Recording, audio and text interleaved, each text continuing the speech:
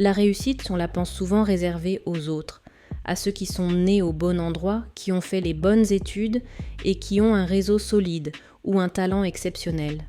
Mais ce que ce livre te montre, c'est que le vrai facteur de réussite, c'est ce que tu crois être capable d'avoir. La magie de voir grand est un livre culte vendu à des millions d'exemplaires. Il t'apprend à changer ta façon de penser, à dépasser l'auto-sabotage, à viser plus haut avec conviction.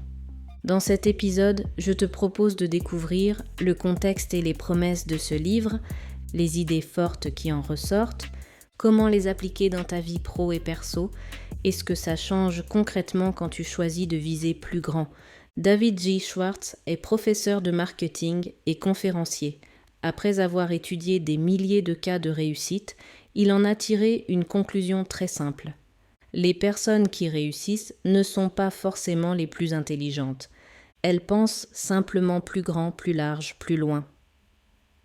Et cette pensée-là, cette vision agrandie de ce qu'on croit possible, a un effet presque magique. Elle pousse à l'action, elle ouvre des portes et elle donne du courage.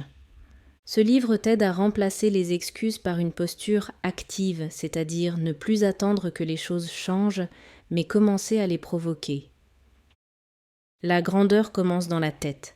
En visant petit, on obtient petit, mais si on s'autorise à voir grand, là commencent les possibilités.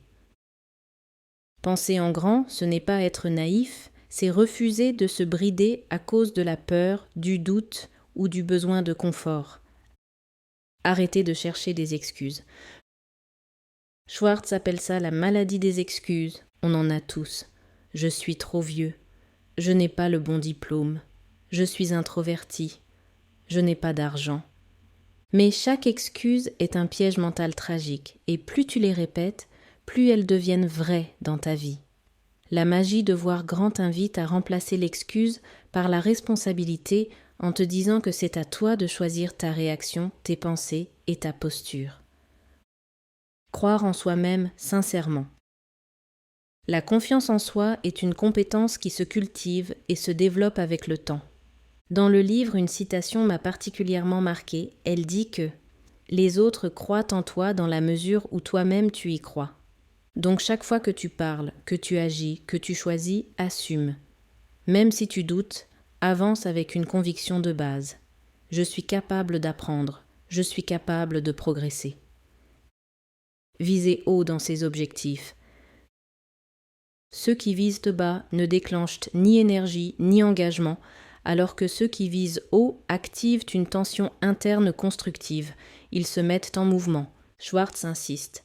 Ne te demande pas « que puis-je faire avec ce que j'ai ?» Demande-toi « qu'est-ce que je veux vraiment atteindre ?» Et ensuite, adapte tes actions à ton ambition, pas l'inverse. Agir avec courage. Attendre d'être prêt, c'est souvent une excuse bien déguisée. Le livre t'invite à passer à l'action même quand tu n'es pas sûr de toi, car c'est le mouvement qui crée la clarté. Et plus tu oses, plus tu te rends compte que les obstacles étaient souvent dans ta tête. À ce stade du podcast, je t'invite à prendre une pause et partager dans les commentaires ce que tu ferais différemment cette semaine si tu pensais plus grand. Comment appliquer ça concrètement ? Premier, note ce que tu veux, c'est-à-dire ce que tu désires vraiment. Écris sans aucune autocensure, même si ça te semble trop gros. 2. Traque tes petites pensées. Chaque jour, remarque quand tu te dis « ce n'est pas pour moi »,« ce n'est pas réaliste »,« je n'ai pas les moyens ». Et à chaque fois, remplace ces pensées par « et si c'était possible, qu'est-ce que je ferais ?» 3. Sois sélectif avec ton entourage. Fréquente des gens qui pensent plus grand que toi pour t'en inspirer et continuer de progresser. Leur vision va t'élever naturellement. 4. Ose une action plus ambitieuse cette semaine. Appelle ce client que tu n'oses pas démarcher. Propose à ton équipe cette idée que tu repousses. Fais un pas vers une direction plus audacieuse. Même si ce n'est pas parfait, tu auras déplacé ton curseur. Voir grand ne coûte rien. Mais ne pas voir grand, ça coûte tout. Tu passes à côté d'opportunités. Tu restes dans ta zone de confort et tu te racontes une histoire. qui ne te fait pas grandir. Ce livre ne te demande pas d'être arrogant, mais simplement de permettre à ton potentiel de se développer. Il t'aide à voir plus loin que tes limites du moment et à commencer à bâtir une vie alignée avec ce que tu veux vraiment. Alors je te laisse avec cette phrase de David Schwartz.